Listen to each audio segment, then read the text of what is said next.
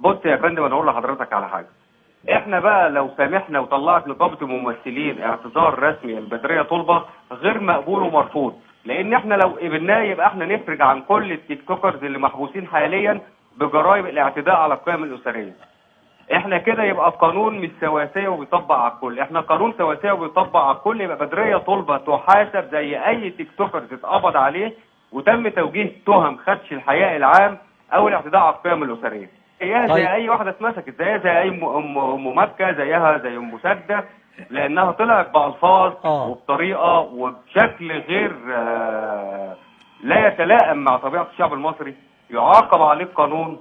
اهانه الدستور والقانون. مش عايز اقول طبعا اهانه ال 110 مليون مصري ان هي اقل من ان هي تهم 110 مليون مصري. تمام. انا لا املك التنازل على البلاغ، وطلعت في موقع اخباري التنازل على البلاغ يملكه 110 مليون مصري.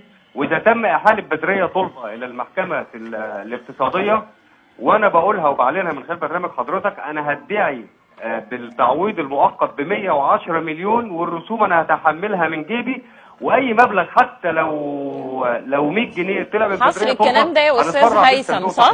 استاذ هيثم، حصر الكلام ده، انت اول ما انت ما قلتله، انت ما قلتليش الكلام ده كده حصر الكلام ده، صح؟ استاذ هيثم، يعني انت حضرتك دلوقتي والله هتدعي يا استاذه نهى اكمل بس يا فندم. هعمل تعويض مدني مؤقت ب 110 مليون، والرسوم هدفعها من جيبي اهو. يعني ده تصريح من استاذ هيثم ان اللي هو هيتكفل. استاذ هيثم بسام، مقدم بلاغ ضد الفنانه بدريه طلبه، بشكر حضرتك جدا جدا.